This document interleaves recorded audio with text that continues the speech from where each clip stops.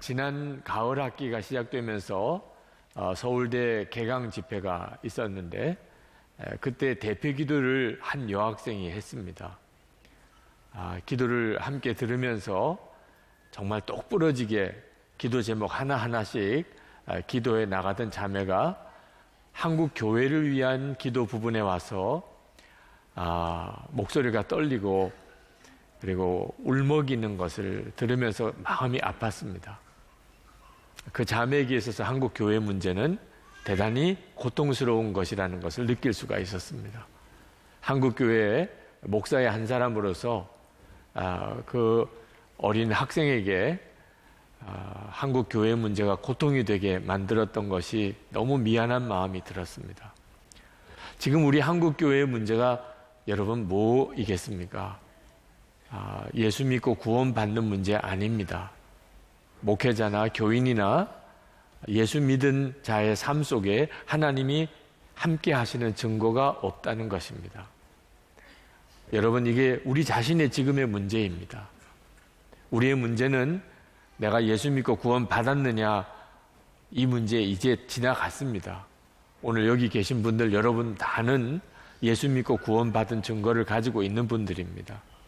그러나 여러분의 삶 속에서 하나님이 함께 하시는 증거가 있는지, 이것이 바로 우리들의 오늘의 기도 제목입니다.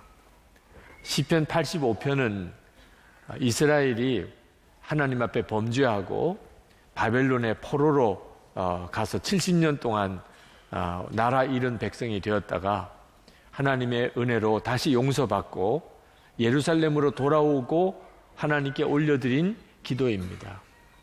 구원받은 후에 하나님께 드리는 기도이기 때문에 당연히 감사가 나오지요.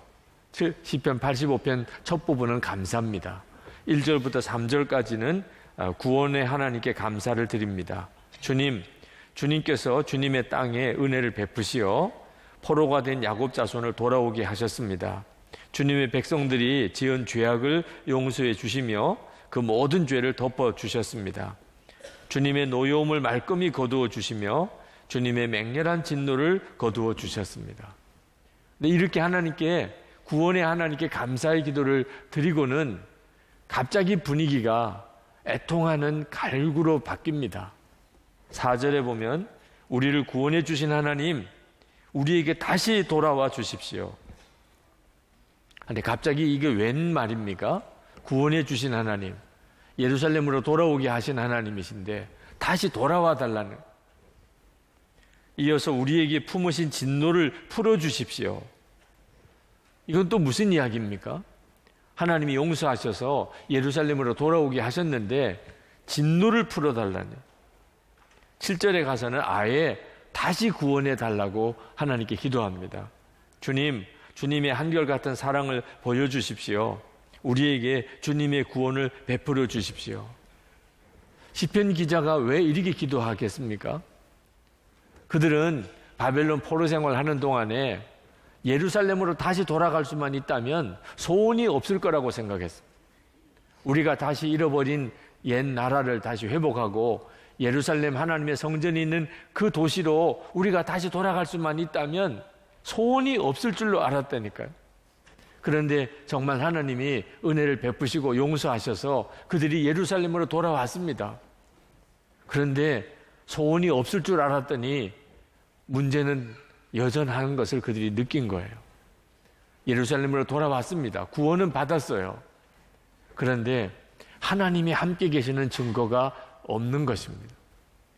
여전히 그들은 주변에 있는 나라들로 인해서 두려워하고 있었습니다. 하나님이 함께 계시는 증거가 없어요.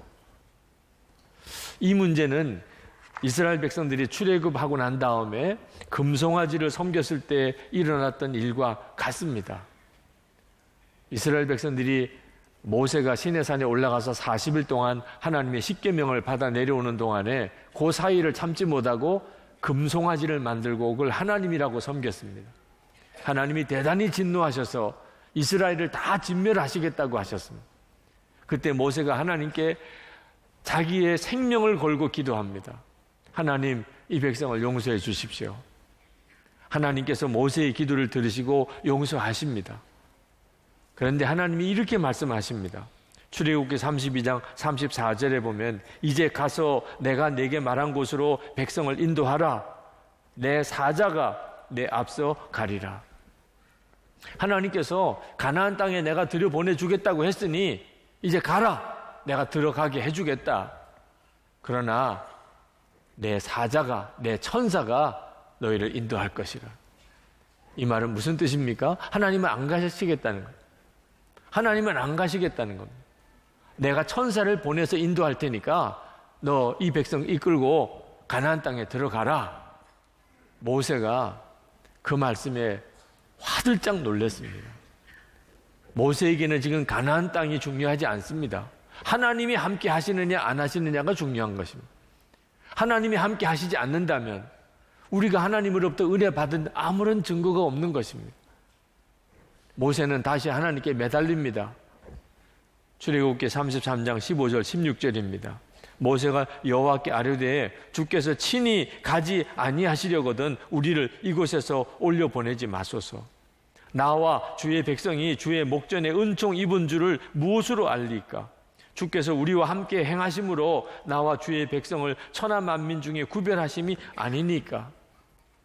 모세는 하나님이 우리와 함께 하시는 것이 우리가 구별된 백성이라는 증거고 우리가 하나님으로부터 은혜 받았다는 증거인데 하나님이 안 가시고 천사만 보내서 우리를 인도하시겠다니 하나님은 절대로 안 됩니다.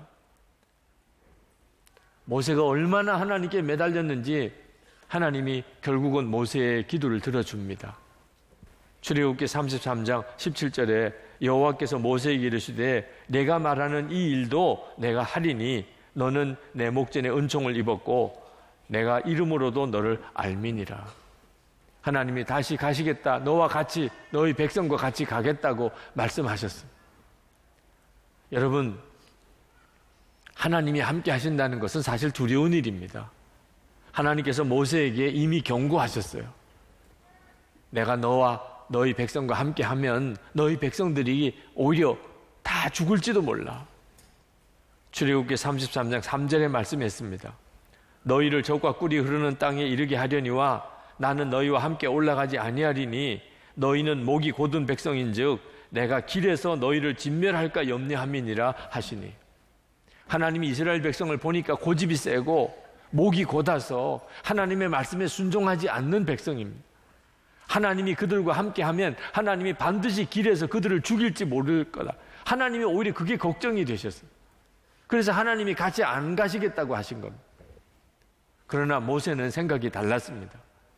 우리가 하나님과 동행하는 일이 어떤 어려움이 올지라도 하나님과 함께함이 그것이 진짜 복이고 하나님과 함께하는 것이 그게 진짜 은혜 받은 것입니다.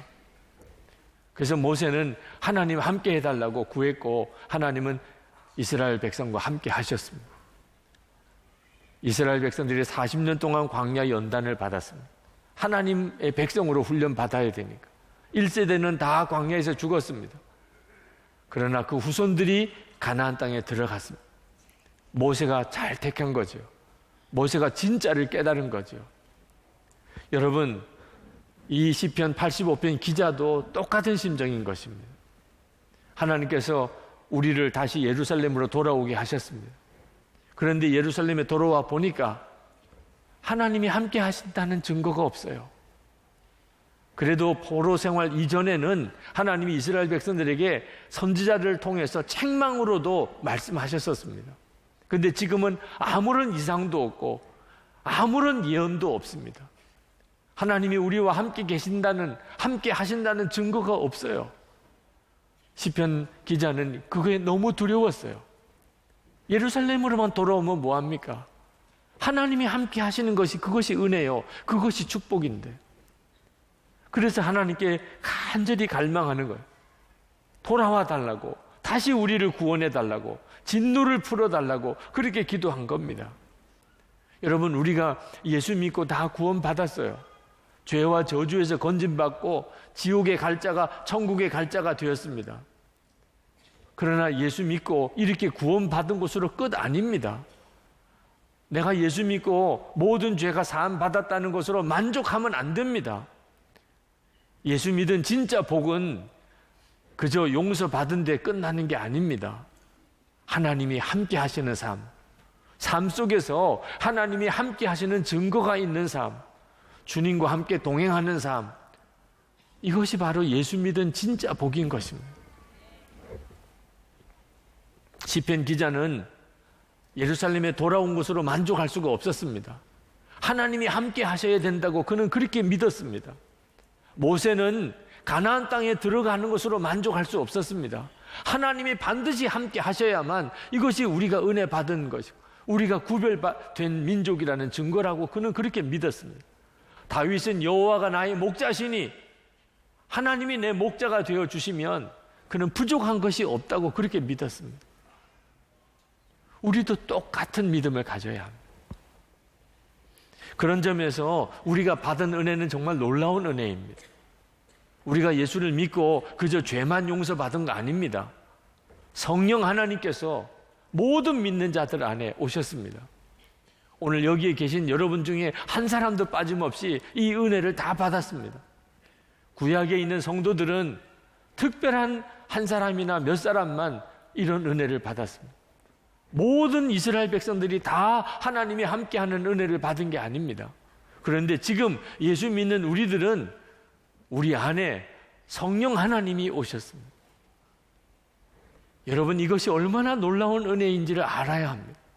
시편 기자가 그렇게 눈물로 애통하면서 하나님께 구했던 그것, 하나님 우리와 함께 해주세요. 우리는 그 은혜를 예수 믿고 그냥 거저 받았습니다. 아직도 그 은혜를 누리지 못하는 분들이 있으십니까? 그렇다면 여러분 틀림없이 하나님의 말씀에 순종하는 데 문제가 있을 겁니다. 여러분이 정말 하나님이 나와 함께 계시는지를 알고 싶으시다면 하나님께서 여러분에게 말씀하시는 것에 온전히 한번 순종해 보시기 바랍니다. 시편 기자는 하나님께서 함께 해주시기를 그렇게 간절히 갈망하면서 그는 이렇게 기도합니다. 8절 말씀에 하나님께서 무엇을 말씀하시든지 내가 듣겠습니다. 하나님이 함께 하시는에 대한 열쇠는 하나님이 무슨 말씀을 하시든지 우리가 듣고 순종하는 데 있는 것이에요. 시편 기자가 꿈꾸는 정말 하나님이 함께 계시는 증거가 있는 나라, 그 나라가 어떤 나라인지 10절부터 13절까지 그는 이렇게 고백합니다. 사랑과 진실이 만나고 정의는 평화와 서로 입을 맞춘다. 진실이 땅에서 돋아나고 정의는 하늘에서 굽어본다. 주님께서 좋은 것을 내려주시니 우리의 땅은 열매를 맺는다. 정의가 주님 앞에서 앞서가며 주님께서 가실 길을 닦을 것이다. 얼마나 아름답습니까? 시편 기자는 정말 그렇게 믿었어요. 우리가 그저 예루살렘에 돌아온 것만 능사가 아니잖아. 우리 나라가 사랑과 정의가 입맞추고 진실과 평화가 함께 만나는 그런 나라가 되어야 하나님이 우리와 함께 계시는 증거가 있는 거고 우리가 구원받은 민족이라는 증거가 아니겠느냐.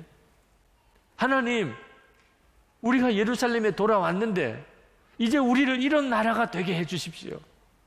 그렇게 하나님께 구하는 것입니다. 여러분, 이것은 우리가 그대로 하나님께 기도하고 응답 받아야 될 제목입니다. 여러분의 마음에 또 여러분의 가정에 우리 교회에 여러분이 일하는 일터에서 사랑과 정의가 입을 맞추고 진실과 평화가 함께 가는 정말 황홀한 정말 놀라운 그런 하나님의 나라가 약속되어져 있다는 것. 정말 그런 세상이 경험될 수 있을까요? 물론입니다. 여러분, 여기서 말하는 사랑과 정의 그리고 진실과 평화, 이 모든 것은 다 예수 그리스도 안에 있습니다. 예수님 안에 있다고. 여러분, 사랑이 뭔지 이야기하기는 참 어렵지만 예수님 그분이 사랑인 것만큼은 여러분 다 아시잖아요. 여러분, 정의가 무엇입니까? 예수 그리스도 나는 죽고 예수로 사는 것이 정의인 거죠. 진실이 무엇입니까? 하나님의 말씀입니다. 평화, 예수님은 우리를 화평케 하기 위해서 이 땅에 오셨습니다. 시편 기자가 노래하는 이 정의와 사랑과 평화와 진실은 지금 우리 예수 그리스도 안에 그대로 있습니다. 예수 그리스도 안에 사는 성도, 예수님과 동행하는 성도의 삶에는 기가 막힌 놀라운 하나님의 나라가 이루어지는 역사가 일어나는 것입니다. 예수님 그분이 초점이에요. 우리가 주님을 정말 믿고 그리고 그 주님을 바라보고 살면 우리의 삶 속에 놀라운 역사가 일어납니다. 여러분, 제가 여러분의 집에 가서 산다면 여러분의 집에 엄청난 변혁이 일어나게 될 것입니다. 근데 저는 가지 않을 거예요. 오라고 그래도 안 갈 겁니다. 그러나 예수님 여러분의 마음에 계신 것, 목사가 집에 와서 살아도 생활에 변화가 일어난다면 예수님이 내 마음에 오시면 어찌 삶이 안 바뀔 수가 있겠어요? 여러분 한번 상상해 보십시오. 우리가 예수님의 십자가의 은혜로 우리가 용서받고 구원받았습니다. 그래서 나도 당연히 나를 용서하신 그 주님이 나와 같이 계시니 나도 원수 같은 자도 사랑하게 그렇게 된다면 하나님이 나를 사랑하신다 어떻게 부인할 수 있겠어요? 예수님이 지금 내 안에 계시니 그러니 더 이상 염려하고 걱정할 게 없어요. 내가 지옥에 갈 수밖에 없는 죄인인 것을 이제는 알았어요. 그러고 나니까 내가 누구를 비난하고 내가 누구를 탓할 수가 있겠어요? 예수님 내 안에 계신 것을 늘 바라보고 사니 이제는 은밀한 죄가 어디 있겠어요? 하나님의 나라가 있다는 사실을 눈뜨고 나니까 더 이상 이 세상에서 편안하게 여기서 잘 살고 싶은 마음 없어요. 오히려 고난을 당할지라도 하나님의 나라를 위해서 사는 것이 기쁨이에요. 예수님 한 분이면 정말 충분해요. 그게 진짜 믿어져요. 예수를 믿고 사니 우리 가정부터 천국이 됐어요. 예수 믿는 성도들이, 천만 기독교인들이 이렇게 살기 시작하면 세상이 얼마나 놀랍게 바뀌겠습니까?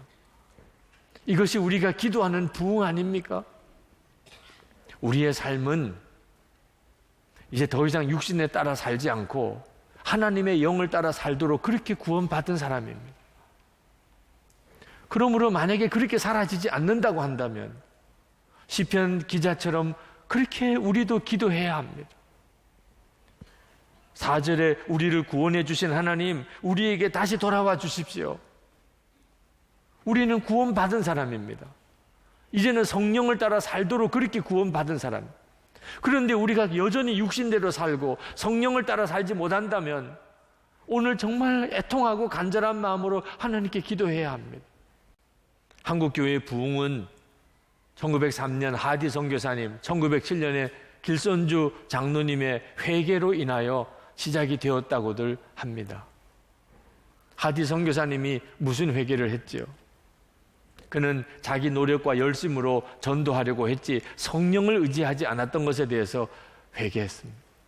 그는 자기가 백인이고 의사라는 교만이 하늘을 찌를 듯이 높았고 한국 교인들을 보면 무시하고 멸시하는 마음을 가졌던 것 때문에 그것을 회개했습니다.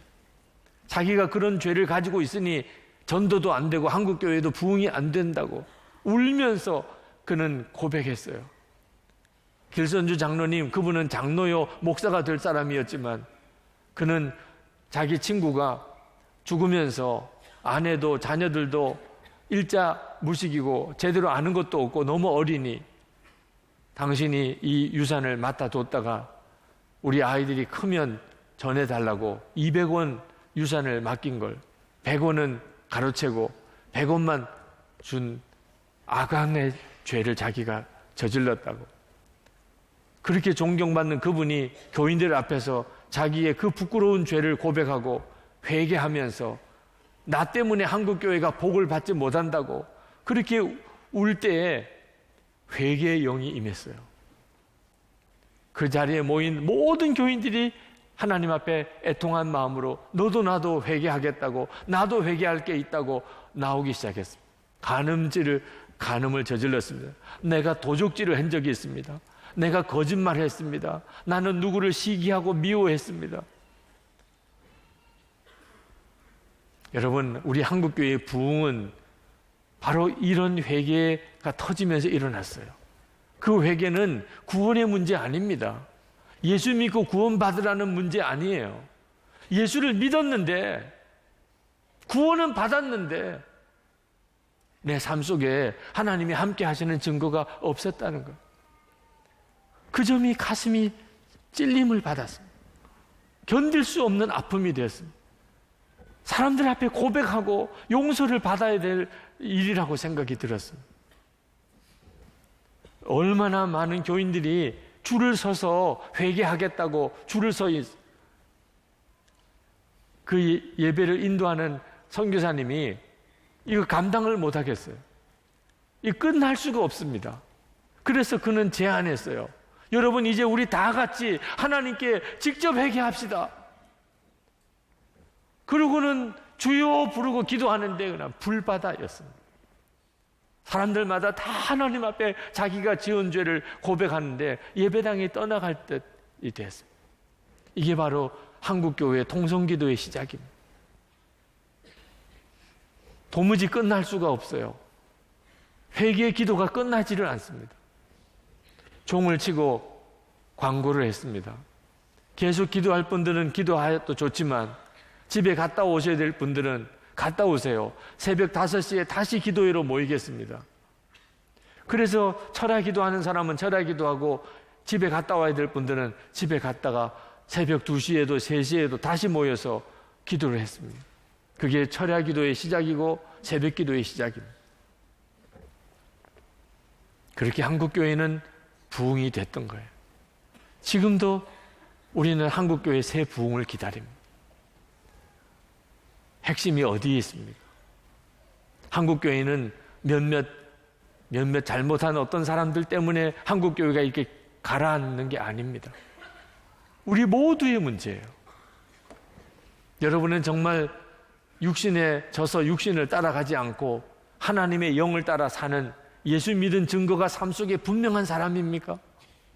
만약에 그렇지 않다면 우리는 남의 탓할 이유가 없습니다.